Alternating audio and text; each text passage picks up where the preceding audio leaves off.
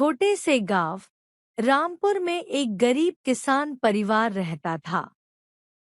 इस परिवार की एकमात्र संतान थी राधा। राधा बचपन से ही होशियार, जिज्ञासु और मेहनती लड़की थी।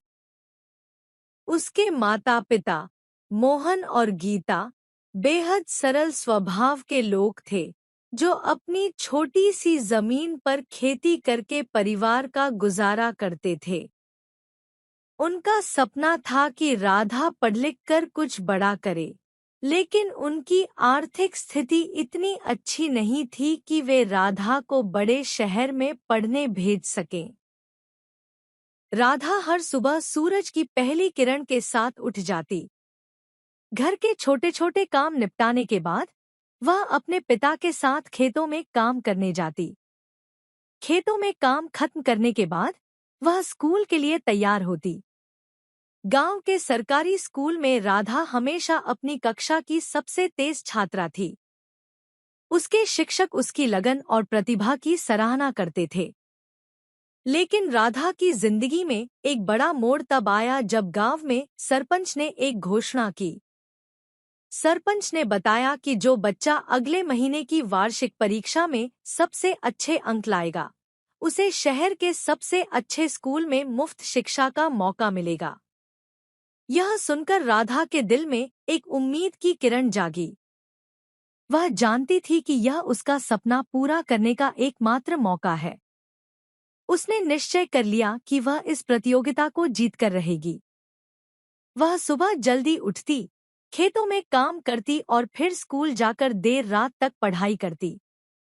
उसके पास न तो अच्छे किताबें थी और न ही कोई अतिरिक्त साधन, लेकिन उसके पास मेहनत और आत्मविश्वास की कोई कमी नहीं थी। वह गांव के पुस्तकालय से किताबें उधार लेती, अपने शिक्षकों से सवाल पूछती और अपनी तैयारी में जुटी रहती। अंततः परीक्षा का दिन आ ही गया। राधा ने पूरी लगन से परीक्षा दी। वह जानती थी कि उसने अपनी ओर से कोई कसर नहीं छोड़ी है। परीक्षा के बाद के दिन उसकी बेचैनी में कटे। उसका मन बार बार यही सोचता था कि क्या वह इस मौके का फायदा उठा पाएगी या नहीं। फिर वह दिन आया जब परिणाम घोषित होना था। पूरे गांव के लोग सरपंच के घर के बाहर इकट्ठा हुए थे। जब परिणाम की घोषणा की गई, तो राधा का नाम सबसे ऊपर था। उसने पूरे गांव में सबसे ज्यादा अंक प्राप्त किए थे। खुशी से उसकी आंखों में आंसू आ गए। गांव के लोग भी उसके इस अद्वितीय प्रयास की सराहना कर रहे थे। सरपंच ने राधा को सम्मानित किया और उसे शहर में पढ़ाई के लिए एक छात्रवृत्ति दी। उसके माता-पिता बहुत खुश थे, लेकिन थोड़े चिंतित भी थे कि उनकी बेटी पहली बार गांव से इतनी दूर जाएगी। राधा ने अपने माता-पिता को विश्वास दिलाया कि वह वहां भी मेहनत करेगी और कभी भी उनका सिर नीचा नहीं होने देगी। शहर में आकर राधा को नई चुनौतियों का सामना करना पड़ा। यहाँ के माहौल, लोग और पढ़ाई का स्तर सब कुछ अलग था। शुरू में उसे थोड़ी दिक्कत हुई, लेकिन उसने हार नहीं मानी। उसने हर चीज को नई नजर से देखा और सीखने की कोशिश की। राधा की दिनचर्या पूरी तरह बदल गई थी। वह सुबह जल्दी उठती, अपने नए स्कूल में जाती, जहां उसे कई नए विषय और तकनीकें सिखाई जाती थी। शहर के स्कूल में अन्य बच्चों के पास अच्छे साधन थे, जबकि राधा के पास सिर्फ अपनी किताबें और नोटबुक थी। लेकिन उसकी मेहनत ने रंग लाना शुरू कर दिया। धीरे धीरे वह न सिर्फ पढ़ाई में, बल्कि अन्य गतिविधियों में भी अव्वल आने लगी। उसके शिक्षक और साथी उसकी कड़ी मेहनत और समर्पण को देखकर बहुत प्रभावित हुए। राधा का सपना था कि वह एक डॉक्टर बने और अपने गांव के लोगों की मदद करे। उसने मेडिकल की पढ़ाई के लिए तैयारी शुरू की। हर दिन वह घंटों मेहनत करती, कई बार तो भूखी प्यासी ही पढ़ाई में जुटी रहती। उसने कठिन प्रवेश परीक्षा पास की और शहर के सबसे प्रतिष्ठित मेडिकल कॉलेज में दाखिला पा लिया।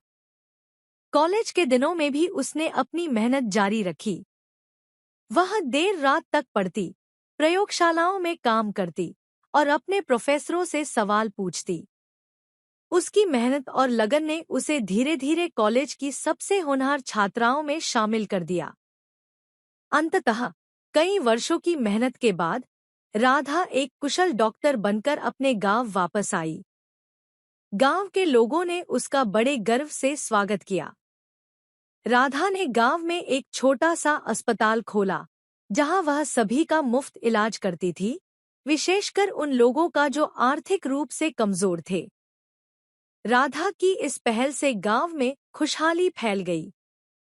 उसके माता-पिता बहुत गर्वित थे और गांव के लोग उसे सम्मान और प्रेम की नजरों से देखते थे। राधा ने साबित कर दिया था कि अगर मन में दृढ़ संकल्प हो और मेहनत की सच्ची लगन, तो कोई भी मुश्किल रास्ता पार किया जा सकता है। राधा की कहानी हमें सिखाती है कि जीवन में चुनौतियां तो आएंगी, लेकिन अगर हमारे इरादे मजबूत हों और हम मेहनत से डरे नहीं, तो हर बाधा को पार किया जा सकता है। यह कहानी हमें यह भी बताती है कि हमारे सपने चाहे जितने भी बड़े हों, उन्हें पूरा करने का साहस और संकल्प हमारे भीतर होना चाहिए।